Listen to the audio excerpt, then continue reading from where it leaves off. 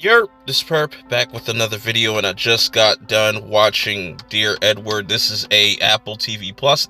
Now, Apple TV Plus has been dropping a lot of bangers lately, and I have to kind of go back and check out some of their catalog. I've been watching like Ted Lasso. I've been really enjoying that, but this is a very unique show. Not unique, I would say, because it's very much falls in line with like the This Is Us type of vibe or that type of show. But to kind of give you a breakdown of what this series is about, it's about this kid Edward, and he's the sole survivor of this plane crash, and you have these other characters that had lost people in this plane crash as well. And it's just a whole story about how everybody kind of interconnects, and there's storylines that didn't really do nothing for me. Other storylines were much stronger, so I'm just gonna kind of break this down by character and try to do my best to give you my thoughts on just this overall first season, and hopefully they do come back for a second season, because man, this is a series that will have you grabbing your tissue box, have you in your feelings, have you in your emotions. It's a very dark, but also has some lightheartedness to it as well. Very comedic at times with a lot of different characters. But let's just break this down. But before I get into these characters, you also got to know that a lot of these characters meet each other through this whole grief group thing that they got going. That's how a lot of these characters meet up, except for Edward, Eddie, however you want to call him. He's kind of just off doing his own thing. So we're just going to break this down character by character, just based off of like weakest to strongest storyline. Starting with Dee Dee. I really like this actress. You know, she's been in American Horror Story. She brings a lot of humor to the show, where she lost her husband. She's kind of having this rift between her and her daughter, even though they are still communicating with one another. You know, her husband was keeping a lot of secrets, like he was secretly gay, and also, you know, they come from a lot of money, and they're having financial issues. But definitely the weakest storyline. I didn't hate it, but I didn't care for it. It did nothing for me. If Dee Dee was one of your favorite characters or favorite storylines so far of the series, that's cool. But moving on from that, we got Sam. And this is a very similar kind of case from Dee Dee's, and that's why I kind of put it there. But it's interesting the position he gets put in, where he has kind of this in the closet kind of thing going on, but also he has a wife and kid.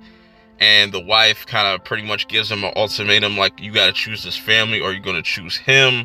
So Sam is all right in my book. I think it's going to be interesting to see where they take his character. Next, these two are pretty interesting. They come in later in the series. This is Steve, and this is Amanda. Amanda used to go out with Steve's twin brother that was a drug addict, but also ended up dying, and Steve like blames himself, and these two end up kind of hooking up. But I just really like Amanda, bro. Amanda is so fun. This actress that's playing her, really cool. Then we get one of my favorite storylines, most definitely one of the stronger ones, with you got was it Kojo, and he lost his sister.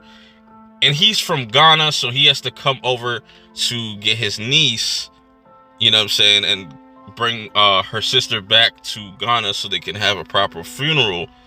But then we also have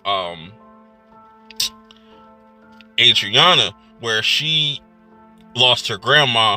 Her grandma was the councilwoman of, I forget exactly what area it was, but that aside, she has some big shoes to fill, and I like how these characters kind of interact with one another.